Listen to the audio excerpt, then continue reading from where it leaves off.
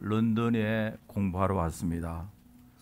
이 학생은 평생 처음으로 교회에 와봤습니다. 교회에 와보니까 교회 지붕에 십자가가 있고 입구에도 십자가가 있고 강대상 앞에도 십자가가 있고 성찬상에도 십자가가 있고 또 그날 목사님의 설교 메시지 주제도 십자가에 달려 죽으신 예수님이라는 설교를 했습니다. 이 학생은 그때부터 십자가의 의미가 무엇인지 깊이 생각하고 고민을 했고 나중에 하나님의 은혜로 결국 십자가에 죽으시고 부활하신 예수님을 만나고 믿게 되었습니다. 사도 바울이 전한 복음의 핵심은 예수 그리스도의 십자가의 진리였습니다. 고린도전서 1장 18절에 보니까 십자가의 도가 멸망하는 자들에게는 미련한 것이요 구원을 받는 우리에게는 하나님의 능력이라고 하고 있습니다. 그리고 유대인들은 표적을 구하고 헬라인은 지혜를 찾으나 우리는 십자가에 못 박히신 예수를 전한다. 그리고 2장에도 보면은 형제들아 내가 너에게 나아가 하나님의 증거를 전할 때에 말의 아름다운 지혜로 전하는 것이 아니라 너희 중에서 예수 그리스도와 그가 십자가에 못 박히신 그 이외에 아무것도 알지 아니하기로 작정하였다라고 말하고 있습니다. 그러면 사도 바울이 한평생 생명을 걸고 전한 복음의 내용은 예수 그리스도의 십자가의 죽으심과 부활에 있습니다. 여러분, 크리스찬은 누구입니까? 예수님을 사모하고 흠모하고 예수님의 삶을 존경하고 따르는 사람이 크리스찬이지만 그러나 구체적으로 말하면은 예수님이 나의 죄를 위하여 십자가에 죽으시고 3일 만에 부활하신 그 사실을 믿는 사람이 크리스찬입니다. 그러므로 우리는 기도할 때도 In the name of Jesus, 예수님의 이름으로 기도하고요. 우리가 살아가는 삶의 전체는 예수 그리스도의 이름 가운데 살았는데 예수 그리스도의 이름이란 말은 여러 가지 뜻이 있지만 그 중에 제일 중요한 것이 십자가에서 나의 죄를 위하여 죽으시고 부활하신 나의 구주가 되신 예수님이라는 의미가 그 속에 있습니다. 전번 주간에 서울에서 김 씨라는 어떤 분이 지난 10일 양천구의 신한은행 지점에서 남아프리카 공화국의 언니에게 3천만 원, 미화로 약 2만 7천 불이 된다고 하는데요. 그 언니가 남아공에 13년간 살고 있는데 집을 구하려고 하니까 돈이 없어서 동생에게 좀 부탁하여 동생이 언니에게 돈을 부추줬습니다. 그런데 보통 은행에서 송금하면 한 3, 4일 만에 끝나는데 20일이 지나도 돈을 받지 못했습니다. 알고 보니까 동생이 보낸 그 돈이 서울에서 붙였는데 뉴욕에 묶여 있었습니다. 그런데 신한은행에 따르면은 이 은행 측은 남아공에 보내기 위해서 뉴욕의 이 중개은행에 돈을 보냈는데 중개은행에서 다시 남아공은행으로 돈을 보냈답니다. 그런데 남아공은행에서 이것은 테러리즘에 관련이 있다고 해서 도로 미국 중개은행에 보내버리고 말았습니다. 지금 미국 뉴욕에 있는 이 중개은행에서도 이 돈은 테러리스트가 인발브 되어 있다고 thoroughly investigating 하고 있다고 그래요. 그래서 이 사람이 억울해서 이유를 알아보니까요. 보낸 사람의 이름이 김정은이었습니다. 김정은. 여러분 지금 테러리스트 명단 가운데서 넘버원이 누굽니까? 김정은입니다. 여러분 아는 사람 김정은이 빨리 이름을 갈아라 그래요. 아니면 어느 나라 입국할 때 붙잡혀가지고 입국도 금지될 가능성이 있습니다. 여러분 우리는 예수 그리스도 이름 때문에 축복받은 사람임을 믿으시기 바랍니다. 예수 이름으로 승리를 얻고요. 예수님 이름으로 우리가 밝은 내일이 있고 예수님 이름으로 기도할 때 사탄이 쫓겨나고요. 여러분 우리의 삶 전체는 예수 그리스도의 이름 속에 신비하게 하나님의 능력 속에 있다는 것을 성경이 말하고 있습니다. 예수님 이름 속에는 예수님의 십자가의 보혈의 능력이 있고요. 오늘 이제 요한복음 19장에 왔는데 우리가요, 19장에는 십자가를 지시는 예수님의 모습이 묘사되고 있습니다. 이 사건을 통해서 우리 주시는 하나님의 메시지는 첫째로 죄 없는 분이 죄인의 모습으로 십자가를 지심을 말하고 있습니다. 4절에 보니까 빌라도가 다시 밖으로 나가 말하되 보라, 이 사람을 데리고 너에게 나오나니 이는 내가 그에게서 아무 죄도 찾지 못한 것을 너희로 알게 함이로다. 대제사장들과 유대인 지도자들이 이 사람은 큰 죄인이다, 사형에 처할 죄를 지었다고 해서 총독 빌라도에게 보냈습니다. 근데 빌라도가 철저하게 신문하고 조사를 한 결과 이 유대인 지도자를 다 모아서 하는 이야기가 내가 너희로 알게 한다. 뭐냐? 이 사람의 신분을 아무리 조사해도 I found nothing against him legally. 아무리 봐도 이 사람에게서 죄를 찾지 못했다고 두 번이나 강조하고 있거든요. 여러분, 우리 예수님께서는 참으로 의인으로서 하나님의 아들 되신 독생자 의인으로서 우리를 위하여서 죄인의 모습으로 십자가에 죽으셨다는 사실을 믿으시기 바랍니다. 우리가 아직 죄인 되었을 때 그리스도께서 우리를 위하여 죽으심으로 하나님께서 우리에게 대한 자기의 사랑을 확증하셨다. 여러분, 하나님께서 여러분들을 사랑하시는 그 사랑의 구체적 내용을 오픈해 보면은 의인 되신 예수님께서 우리를 위하여 십자가에 우리의 죄를 용서해 주기 위하여 우리를 구원하기 위해서 십자가에 죽으시다는 그것이 바로 하나님의 사랑의 확정임을 말하고 있습니다. 흠과 티가 없으신 예수님께서 죄인인 우리를 구원하시기 위하여서 십자가에서 죄인이 받는 그 형벌을 받으셨습니다. 그래서 이사야서에는 그가 찔림은 우리의 허물 때문이요 그가 상함은 우리의 죄악 때문이라.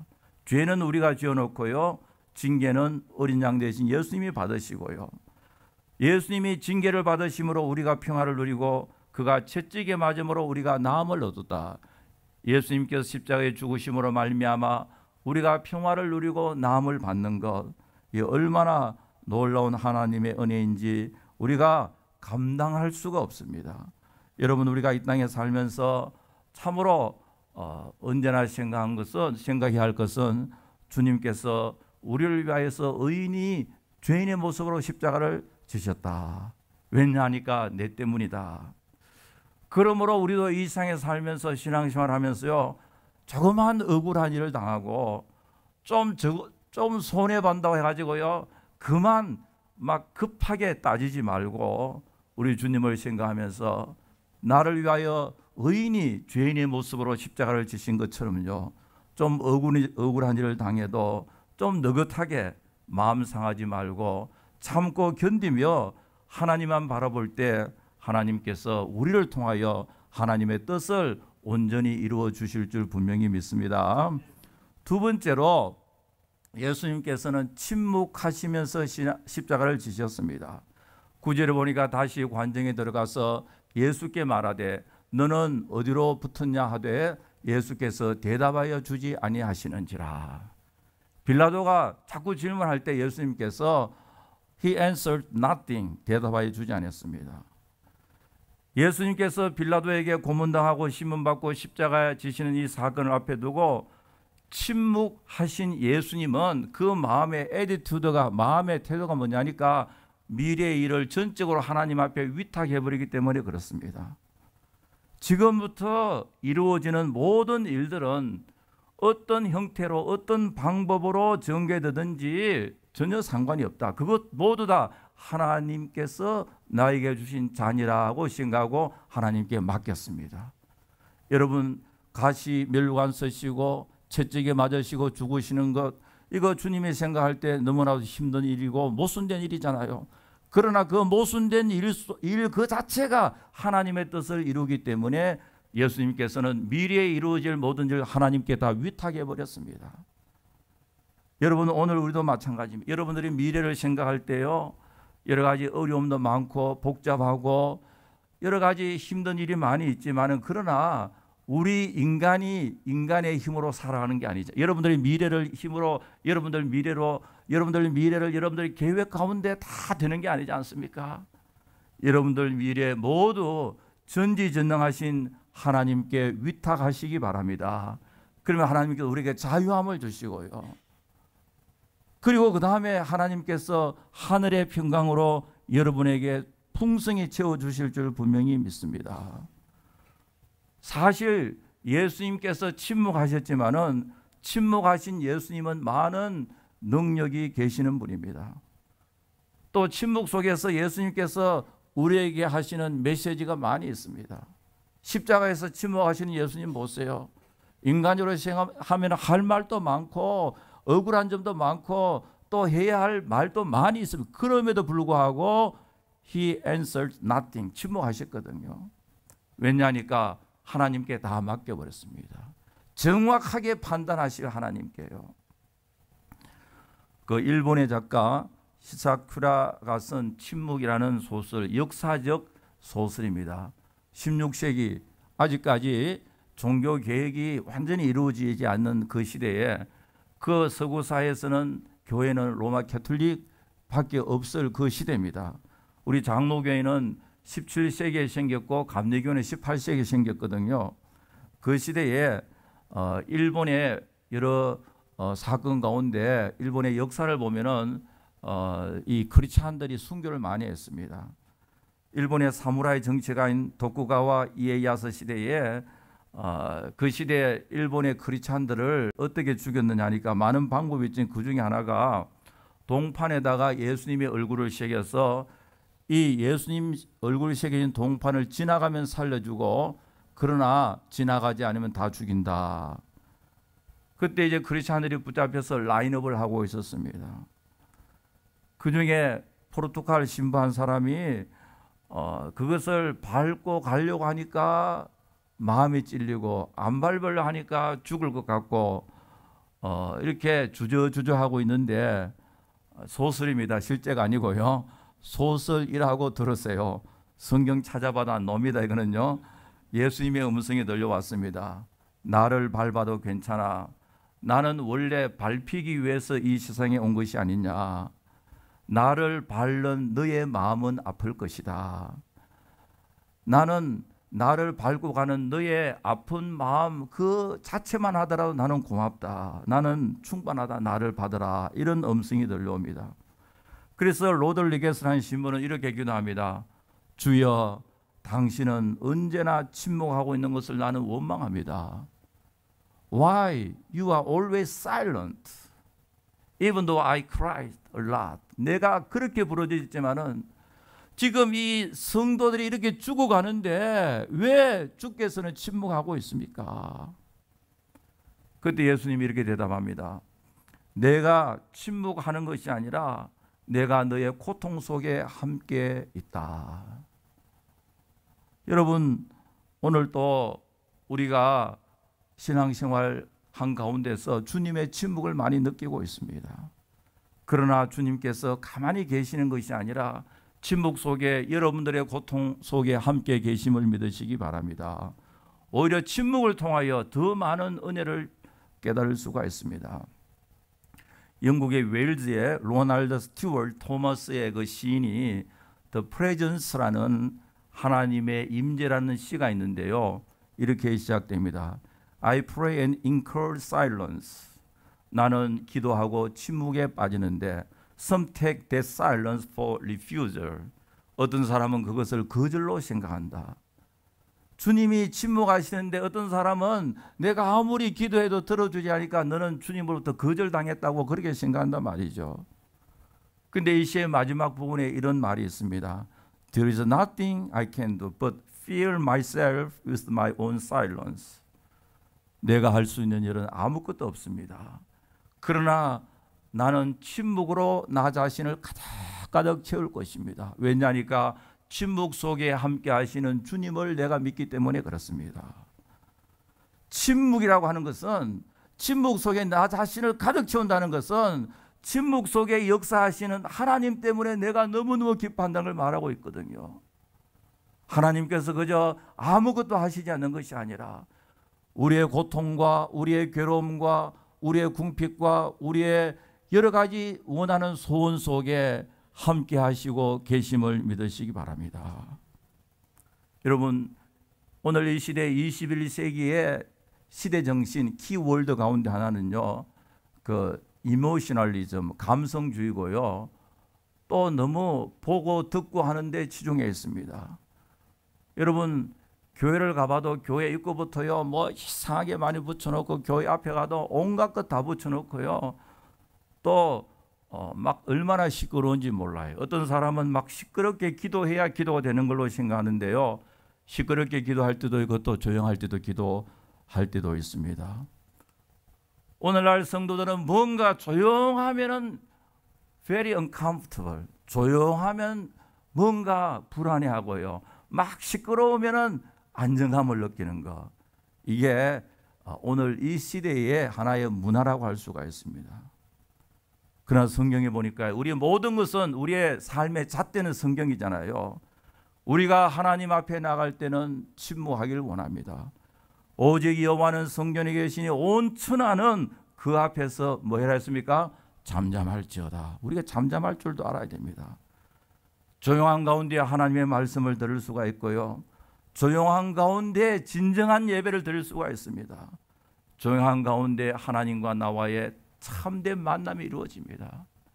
시끄러우면 그 시끄러운 환경이 우리의 마음이 빼앗기거든요. 그래서 시편 저자는 내 영혼이 잠잠히 하나님만 바라며 나의 구원이 그에게서 나오는도다. 나의 영혼아 잠잠히 하나님만 바라라. 물어 나의 소망이 그로부터 나온다고 말하고 있습니다. 낚시를 좋아하는 어떤 분이요, 어느 날 아침 일찍 조용한 호숫가에 가서 낚시를 했습니다. 그때 아주머니가 옆에 와서 말을 걸어왔습니다. 오늘 낚시하기에 날씨가 좋습니까? 고기를 잘 잡힙니까? 어디에서 왔습니까? 계속해서 말을 시켰습니다. 드디어 물고기를 잡았는데요, 그 아주머니도 한마디 합니다. 물고기를 향해서 붕어야 너 참 안 됐다. 그때 아저씨가 하는 말이, 아주머니 입을 너무 많이 열면 이렇게 된다는 것을 아세요. 여러분, 톨스토이는 이런 이야기 했습니다. 진정한 지혜는 모든 것을 아는 것이 있는 것이 아니라 필요한 지식과 불필요한 지식을 구별하는 데 있다. 참된 지혜는 해야 할 말과 해서는 안 될 말을 구별하는 데 있다고 했습니다. 지금 오늘 이 시간에는 예수님과 빌라도가 만나고 있습니다. 이 재판은 너무나도 잘못된 재판입니다. 역사상 가장 부조리한 재판입니다. 그럼에도 불구하고 예수님 아무 말도 없었습니다. 왜냐하니까 전적으로 하나님께 의탁했기 때문에 그렇습니다. 예수님께서는 고통과 부조리 속에서도 침착하고 냉정함을 유지하고 있습니다. 왜냐하니까 이 상황을 주도하시는 분은 하나님이심을 확신하기 때문에 그렇습니다. 여러분, 진정한 성도는 모든 상황 속에서 하나님께 맡기고 잠잠히 하나님만 바라보며 힘있게 나아가는 삶을 살고 있음을 믿으시기 바랍니다. 세 번째로, 예수님은 하늘의 권세만 바라보고 십자가를 지셨습니다. 10절에 보니까 빌라도가 예수님께 말하고 있습니다. 나는 너를 놓을 고난도 있고 십자가에 못 박아 죽일 고난도 있다. 다른 말로 하면 나는 이스라엘 이 지역에서 the highest authority를 갖고 있다. 최고의 권한이 있다. 내가 final authority다. 그때 예수님께서 하시는 말씀이, 위에서 주지 아니하셨다면 나를 해야 할 권한이 없다. 빌라도야 착각하지 말라. 최고의 권세는 하나님이시다라고 말하고 있습니다. 지금 이 빌라도의 법정에서는 세상의 권세와 하나님의 권세가 서로 충돌하고 있습니다. 빌라도는 내가 너를 놓아줄 권세도 있고 너를 죽일 권세도 있다. 세상의 권세가 팍스 로마나 권세잖아요. 그때 예수님 아니야. 위에서 주지 아니하면은 나를 해할 권세가 없다. 하나님의 권세만이 참된 권세라는 것을 지금 빌라도에게 지적하고 있습니다. 여러분, 참으로 신기한 것은요, 복음서 전체를 보면은 그렇게 세상의 시저의 권세를 가지고 온갖 참으로 권세를 다 시행하던 빌라도가 예수님 앞에서 벌벌 떨고 있음을 사복음은 증언하고 있습니다. 왜냐니까 위에서 주지 아니하시면은 너는 나를 해할 수 없다. 하나님의 권세만이 참된 권세인 걸 말하고 있습니다. 이 독일의 사회학자 가운데 막스 웨버라는 사람이 권세를 세 가지로 나눴습니다. 먼저는 트래디셔널 오소리티, 전통적 권위입니다. 왕정시대 왕이 최고의 권위죠. 최고의 권세죠. 왕명이라면 끝이잖아요. 그래서 유럽에서는 Divine Right of King, 왕권 신수설이라는 말이 나왔습니다. 그래서 프랑스의 루이 14세 같은 사람이나 영국의 제임스 1세 같은 사람은 이런 이야기했습니다. 왕이 사악할지라도, 왕이 나쁜 짓을 했을지라도 국민들은 그것을 비판할 권리가 없고 오직 하나님만 비판할 권리가 있다. 그렇게 했습니다. 그래서 제임스 1세는 의회를 무시하고 독단 전행 정치를 행했지 않습니까? 그리고 그 다음에 이 막스 웨버를 따르면 그 다음에 어떤 권세가 있느냐니까 카리스마틱 오소리티가 있습니다. 카리스마적 권위입니다. 이것은 군주 시대에서 현대 민주 사회로 넘어오면서 이런 일들이 있었는데요. 분명히 절대적 군주는 아니지만은 그 많은 권세를 갖고 있는 사람이 있습니다. 왜냐하면 그 사람에게 카리스마가 있기 때문에요. 예를 들어서요, 인도의 간디 같은 사람. 간디는 왕이 아니잖아요. 그러나 간디라고 하면은 많은 사람이 따르거든요. 또 현대 사회에 남아공의 넬슨 만델라 같은 사람요. 우리 한국에 어떤 사람입니까? 김구 같은 지도자들요. 이 사람은 누가 말 안 해도 자기 자체가 어떤 카리스마가 있다고요. 그리고 그 다음에는 민주사회에 보면 rational, legal authority, 합법적 권위입니다. 권위가 어떤 사람에게 주어지는 것이 아니라 헌법이 권위가 있고 법을 만들었어요. 이 constitution, 법이 최고의 권위를 갖고 있는 이런 권위가, 법적인 권위가 있습니다. 민주주의가 잘 정착된 나라는 법적인 권위만이 유일한 권위고 전통적 권위나 카리스마적 권위는 별로 인정받지 못합니다. 아무리 카리스마를 갖고 있는 사람이 할지라도 많은 문제가 있거든요. 그래서 오늘 민주주의가 발전한 이 사회는 국민의 우상이 될 만한 인물이 나올 수가 없습니다. 왜냐하니까 최고 권위는 법이기 때문에요. 그러므로 우리가 알아야 됩니다. 오늘날 민주주의 사회에서 영웅과 같이 훌륭한 모든 사람에게 사표가 될 그런 인물이 나온다는 것은 이미 그 사회는 아직 미성숙한 사회입니다.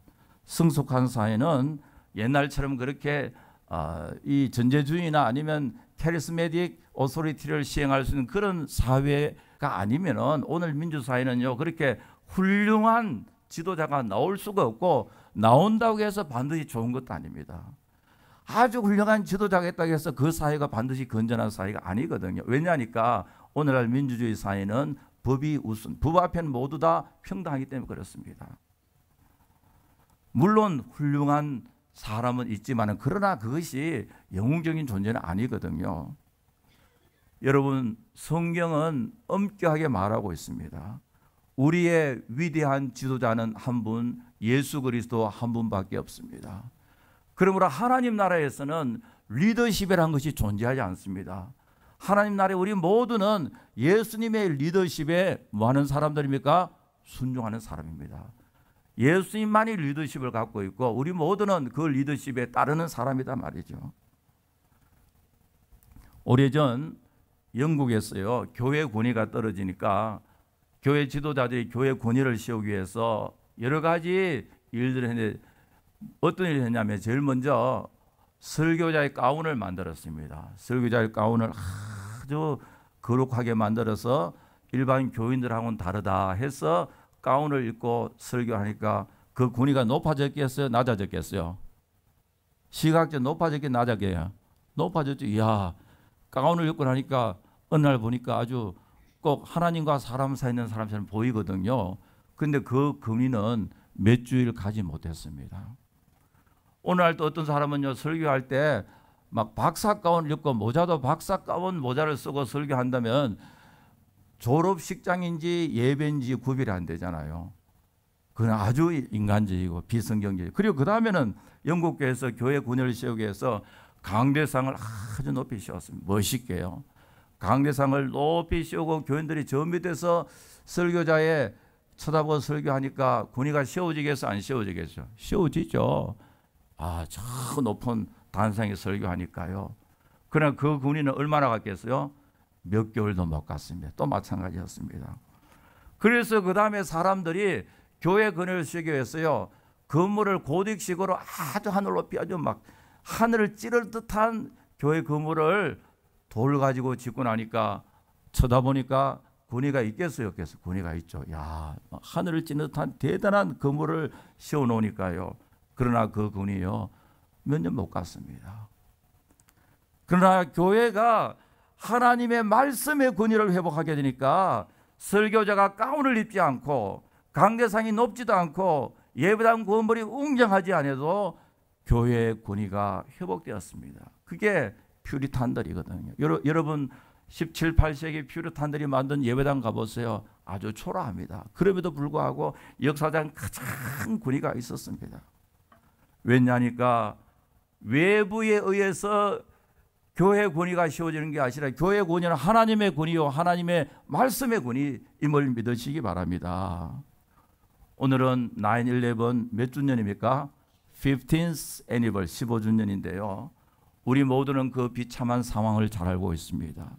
저도 그때 TV를 틀고 이 월드 트레이드 센터 2가 무너지는 장면을 목격했는데요. 너무나도 끔찍한 사건입니다.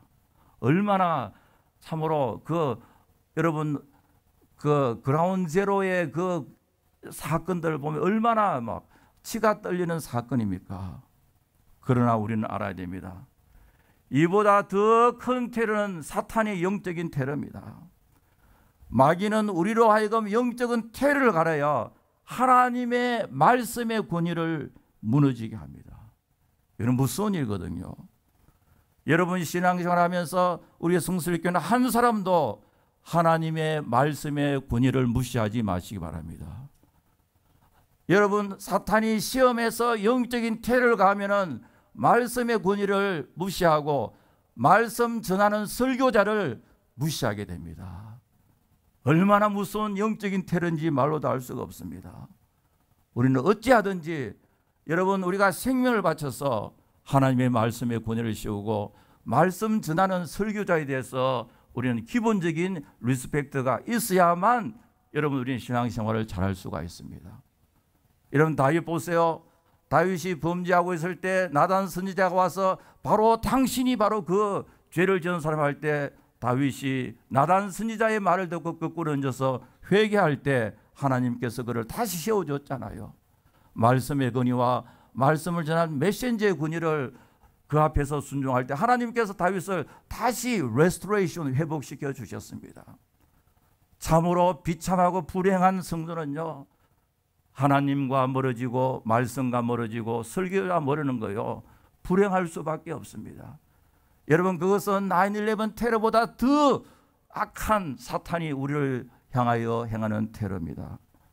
여러분 우리는 참으로 하나님께서 우리 주시는 그 권세, 하늘의 권세, 말씀의 권세에 순종하게 될 때 하나님께서 여러분들의 삶을 높이 높이 세워주실 줄 분명히 믿습니다. 기도하겠습니다. 아버지 하나님, 오늘 십자가를 지시는 예수님을 통하여 우리에게 귀한 진리를 가르쳐 주심을 감사합니다. 의인으로서 우리 같은 죄인을 살리기 위하여 예수님의 십자가를 생각하며 늘 감사하며 살게 하여 주시기를 간절히 바라고 원하옵나이다.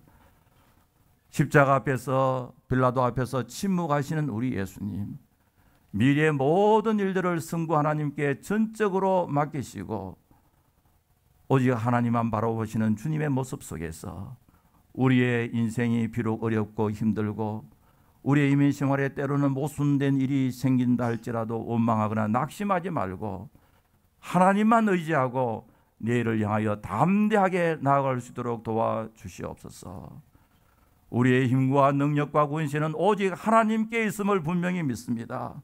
하나님만 바라보고 그 능력만 의지하고 이 사탄의 모든 괴계를 물리치고 날마다 감사 찬송 승리하는 제들 삼아 주시옵소서.